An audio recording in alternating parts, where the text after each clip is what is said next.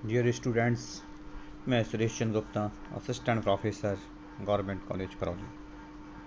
आज हम अमेरिकी संविधान के अंतर्गत संघीय शासन व्यवस्था का अध्ययन करेंगे। तो संघीय शासन यानी federal government in USA constitution. संघीय शासन शासन व्यवस्था के अंतर्गत एक नवीन देन है। ये संघ शब्द जो है अंग्रेजी पर्यायवाची फेडरेशन लैटिन भाषा के शब्द फुएडस से निकला है, जिसका अर्थ है संधि या समझौता।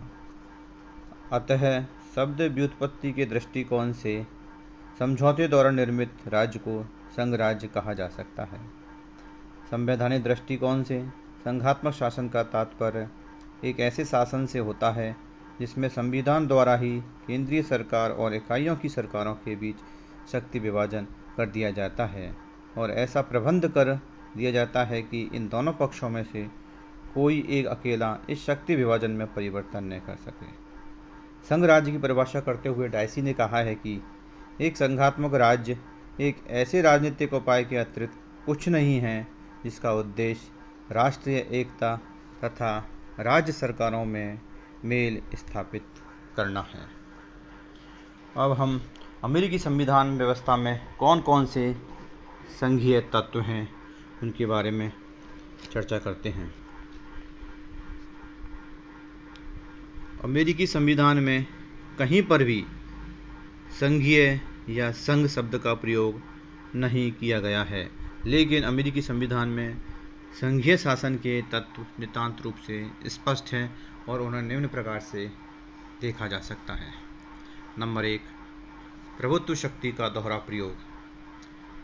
यद्यपि संप्रभुता का विभाजन नहीं हो सकता और संघ राज्य में भी संप्रभुता अविभाज्य होती है, किंतु संघ राज्य में संप्रभुता की अभिव्यक्ति अवश्य ही केंद्रीय सरकार और इकाइयों की सरकारों यानी राज्य सरकार इस प्रकार के दो साधन द्वारा होती है।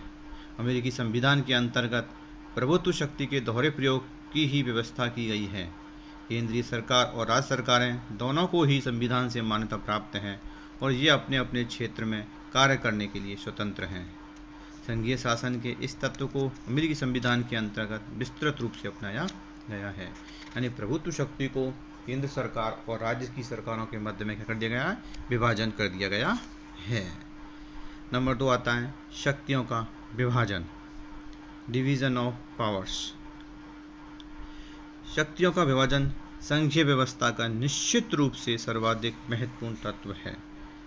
संघीय शासन के अंतर्गत संविधान द्वारा केंद्रीय सरकार और इकाइयों की सरकार के मध्य शक्तियों का विभाजन कर दिया जाता है। इसमें जो भी शक्तियाँ होती हैं केंद्र सरकार और राज्य सरकारों के पास जो भी शक्तियाँ होती हैं उन शक्तियों को क्या है केंद्र और राज्यों के बीच में क्या कर दिया जाता है, विभाजन कर दिया जाता है। इसके बाद एक अन्य तत्व आता है संविधान की सर्वोच्चता। संघ शासन समझौते द्वारा स्थापित शासन होता है। यह समझौता संविधान में निहित होता है और संघ राज्य का यह संविधान सर्वोच्च होता है। केंद्रीय सरकार, इकाइयों की सरकारें तथा सरकार के विभिन्न अंग संविधान के प्रतिकूल किसी भी प्रकार का कार्य नहीं कर सकते हैं, यानी कि वो संविधान के विरुद्ध कोई भी कार्य नहीं करेंगे और संविधान ही क्या होता है, सर्वोच्च होता है। संयुक्त राज्य अमेरिका में संविधान की सर्वोच्चता के सिद्धांत को अपनाया गया है। फिलाडेल्फिया सम्मेलन द्वारा निर्मित प्रलेख और उसमें किए गए संशोधनों सहित संयुक्त राज्य अमेरिका का सर्वोच्च कानून है और राष्ट्रपति, कांग्रेस और सर्वोच्च न्यायालय तथा संघ की इकाइयाँ सब इसके अधीन है और किसी के भी द्वारा इसका उल्लंघन नहीं किया जा सकता है। यानी अमेरिकी संविधान के अंतर्गत चाहे तो वो राष्ट्रपति हो, चाहे कांग्रेस हो या सर्वोच्च न्यायालय हो या संघ की इकाइयाँ हो, सब क्या हैं, संविधान के अधीन हैं। संविधान ही सर्वोच्च होता है। नंबर 4 पॉइंट आता है न्यायपालिका की सर्वोच्चता, सुप्रीमेसी ऑफ द जुडिशरी। सभी संघात्मक राज्यों के अंतर्गत एक सर्वोच्च न्यायालय की व्यवस्था की जाती है जिसका कार्य संविधान की व्याख्या एवं रक्षा करना होता है। सर्वोच्च न्यायालय केंद्रीय सरकार, प्रांतीय सरकार या सरकार के किसी अंग द्वारा संविधान के प्रतिकूल किए गए कार्यों को अवैधानिक घोषित कर सकता है और यही न्यायिक सर्वोच्चता है। अमेरिका में न्यायिक सर्वोच्चता के सिद्धांत को अपनाया गया है और सर्वोच्च न्यायालय संविधान का उल्लंघन करने वाले कांग्रेस के कानूनों, राष्ट्रपति की आज्ञाओं अथवा राज्य सरकारों के कानूनों और कार्यों को अवैध घोषित कर सकता है।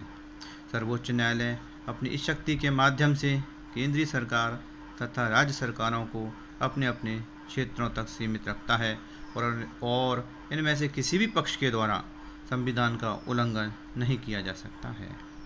इससे संबंधित अगला पॉइंट आता है दोहरी नागरिकता, डुअल सिटीजनशिप। दोहरी नागरिकता को भी सामान्यतः संघ राज्य का एक तत्व समझा जाता है, जिसका तात्पर्य है कि प्रत्येक व्यक्ति केंद्रीय सरकार का तथा उस राज्य की सरकार का नागरिक होता है जिसमें वह रहता है। अर्थात व्यक्ति केंद्र का तो नागरिक होता ही है, साथ ही साथ जिस राज्य में वह रहता है उसका भी नागरिक समझा जाता है, अर्थात उसको दोहरी नागरिकता प्राप्त होती है। संयुक्त राज्य अमेरिका के संविधान में दोहरी नागरिकता को अपनाया गया है। वहाँ प्रत्येक व्यक्ति को 2 नागरिकताएं प्राप्त होती हैं। प्रथम संयुक्त राज्य अमेरिका की नागरिकता और द्वितीय उस राज्य की नागरिकता जिसमें वह निवास करता है। उदाहरण के लिए हम कह सकते हैं कि यदि कोई व्यक्ति न्यूयॉर्क राज्य में रहने वाला है तो वह नागरिक न्यूयॉर्क का नागरिक होगा और इसके साथ ही वह संयुक्त राज्य अमेरिका का भी नागरिक होगा। इससे संबंधित अन्य संघीय राज्य में आता है नंबर 6, संघीय व्यवस्थापिका के द्वितीय सदन में इकाइयों को समान प्रतिनिधित्व। संघ राज्य के उपर्युक्त लक्षणों के अतिरिक्त अन्य कुछ गौण लक्षण भी माने जाते हैं। संघीय व्यवस्था के इन गौण लक्षणों में से एक यह है कि केंद्रीय व्यवस्थापिका के द्वितीय सदन में प्रतिनिधित्व संघीय आधार पर प्रदान किया जाना चाहिए, जनसंख्या के आधार पर नहीं। संयुक्त राज्य अमेरिका में ऐसा ही किया गया है। कांग्रेस के प्रथम सदन प्रतिनिधि सभा में प्रतिनिधित्व जनसंख्या के आधार पर प्रदान किया गया और इस सदन में बड़े राज्यों को अधिक प्रतिनिधित्व प्राप्त हुआ है और छोटे राज्यों को कम। लेकिन द्वितीय सदन सीनेट में छोटी बड़ी सभी इकाइयों को समान प्रतिनिधित्व प्रदान किया गया है। इसमें प्रत्येक इकाई के द्वारा अपने 2 प्रतिनिधि भेजे जाते हैं। संविधान में यह भी व्यवस्था की गई है कि संबंधित राज्य की अनुमति के बिना किसी राज्य को उसे सीनेट में प्राप्त प्रतिनिधित्व से वंचित नहीं किया जा सकता है। इससे संबंधित एक अन्य विशेषता आती है नंबर 7, राज्यों की प्रादेशिक अखंडता अनुल्लंघनीय। संघ राज्य का एक सिद्धांत यह माना जाता है कि संघ को इकाइयों के क्षेत्र में परिवर्तन का अधिकार नहीं होना चाहिए। संयुक्त राज्य अमेरिका के संविधान में ऐसा ही किया गया है। संविधान के अनुच्छेद 4 की उपधारा 3 में स्पष्ट किया गया है कि कांग्रेस नवीन राज्यों को संघ में प्रवेश दे सकती है, परंतु कोई नया राज्य दूसरे राज्य के क्षेत्राधिकार में स्थापित नहीं किया जाएगा और न ही 2 या अधिक राज्यों या उनके भागों को मिलाकर उन राज्यों के विधानमंडल तथा कांग्रेस की सहमति के बिना किसी नवीन राज्य का निर्माण किया जा सकता है। इसका तात्पर्य यह है कि राज्य की सीमाओं में उनकी सहमति से ही परिवर्तन किया जा सकता है। इन सब के अतिरिक्त अमेरिकी संघ की इकाइयों को संविधान संशोधन संबंधी कार्य के विषय में भी पूरी शक्ति प्राप्त है।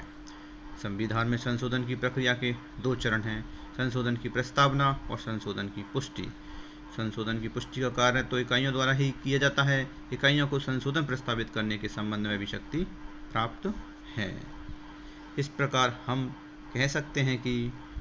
कहा जा सकता है कि अमेरिकी संविधान के द्वारा न केवल एक संघ राज्य वरन केसी बियर के शब्दों में आदर्श संघ की स्थापना की गई है। न केवल एक संघ राज्य की अपितु एक आदर्श राज्य की स्थापना की गई है। स्ट्रॉन्ग के द्वारा भी कहा गया है कि संयुक्त राज्य अमेरिका के संविधान को विश्व का सर्वाधिक पूर्ण संघात्मक विधान कहा जा सकता है। तो इस प्रकार आज के इस अध्याय में हमने चर्चा की है कि अमेरिकी संविधान में कौन कौन से संघीय तत्व हैं जो अमेरिकी संविधान की संघात्मक व्यवस्था को स्पष्ट करते हैं। धन्यवाद।